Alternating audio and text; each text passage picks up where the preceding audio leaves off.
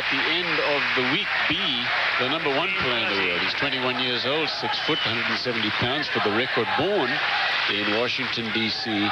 His official residence now, Bradenton, Florida. He spent a lot of his formative years, though, out in California. And that's where his family still lives. And they don't watch him play too much tennis. He brings his sister or his girlfriend. Delana Mulcahy is with him here, but his folks too nervous to watch him.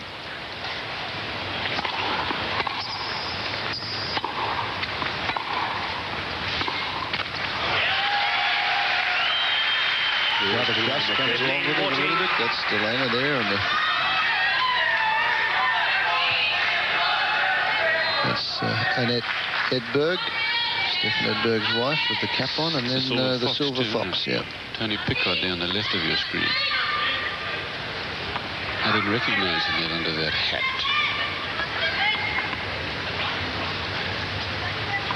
Break point now for Edberg.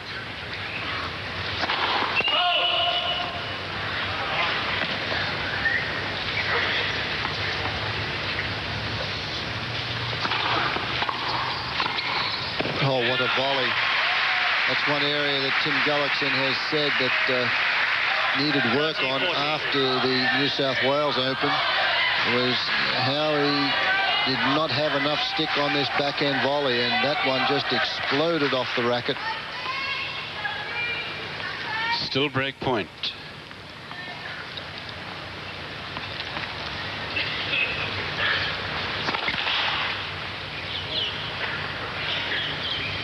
Actually, Tim Gullickson was talking to Ken Rosewall about how he hit that backhand volley, getting a couple of tips from him.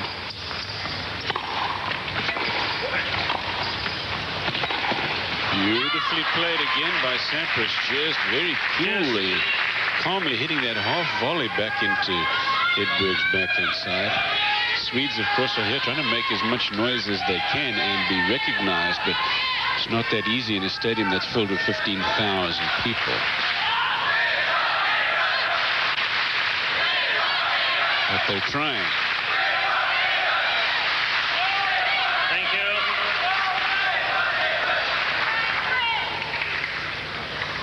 Deuce. First service. I don't know how Pete Sampras gets through a day like today where it's so hot without wearing sweatlets. Jim Courier doesn't wear a sweatlet. Stefan Edberg does. It's wrapped around the wrist to try and absorb the perspiration.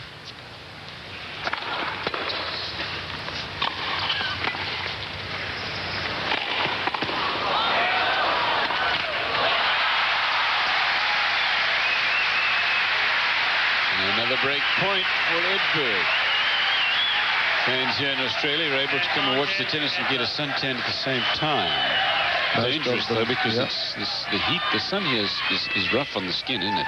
Most of them wearing hats, though.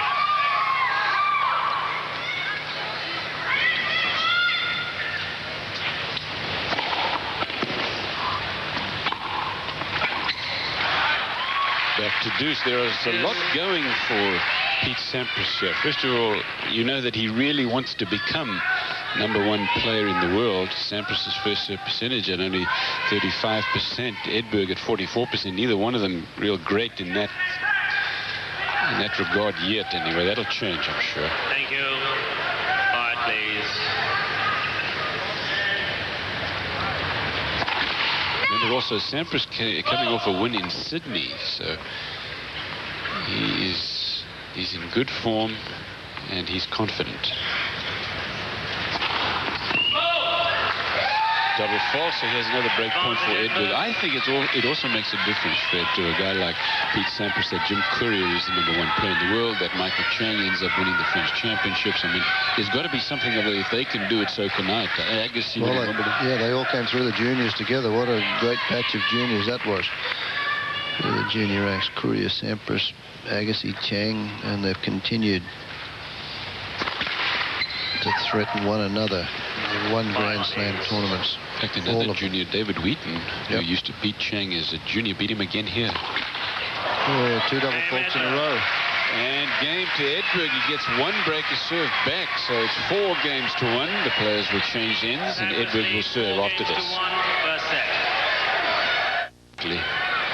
He didn't care about that too much because he had won the tournament. He's trying to win it again. He's in the final, and he'll take on the winner of this match in the final. This is Edberg serving to Sampras. 15 love.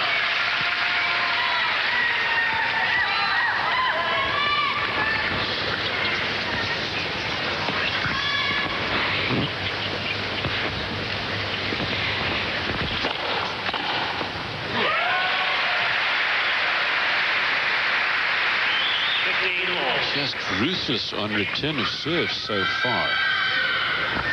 Watch this again. Into the forehand side, and he just sort of, not a big swing, very short back swing, and easy follow through. Clean winner. Edberg watches another one go by.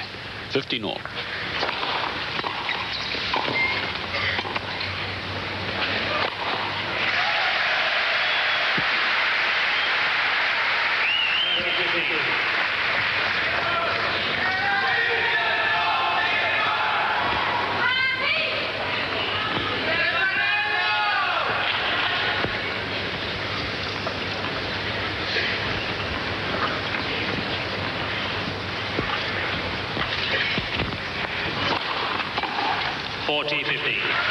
One of the big stories of this tournament was Stefan Edberg's back. Remember, in 1989, he hurt it against Pat Cashar in the same stadium court. The following year, he had to pull out in the final against Ivan Lendl, not with a back problem. It was another injury that forced that retirement. So stomach muscle. Stomach, but he's never won the tournament here. He has won the Australian Open, but on grass the 2 times that he won it, when it was played at the Kooyong Stadium, which is where the USA will take on Australia in the Davis Cup first round this year. We'll be here to cover that. That's in March.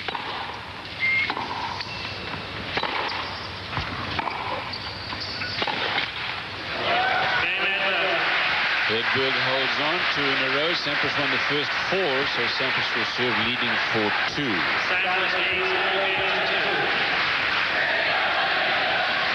Stefan Edberg's serve. This gives you an idea of how he is moving.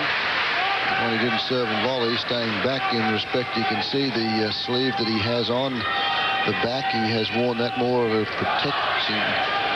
protective agent than anything else the last couple of matches that he's played. We mentioned Edberg has had his physical problems in the last couple of years here at the Ford Australian.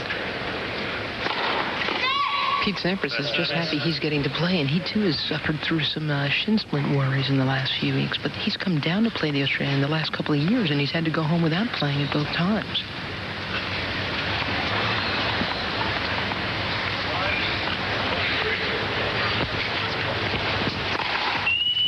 He is healthy this year, apparently. But for the slight shin splint problems, which he's been careful with, and he says he's minimizing them. 15 love.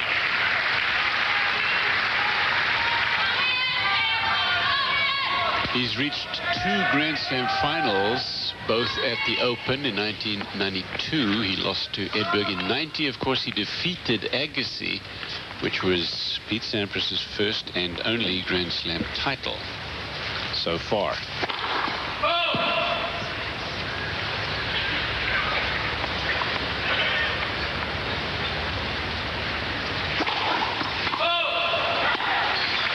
Well, that's 3 double faults in his last couple of service games, 2 of them to give Stefan Edberg his only game, or the first game of this set.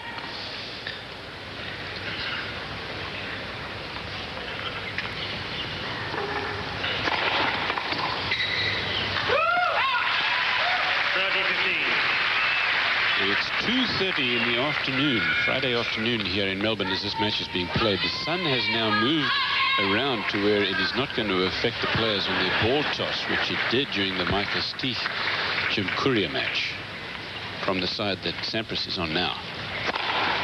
14-15. Game points for Sampras.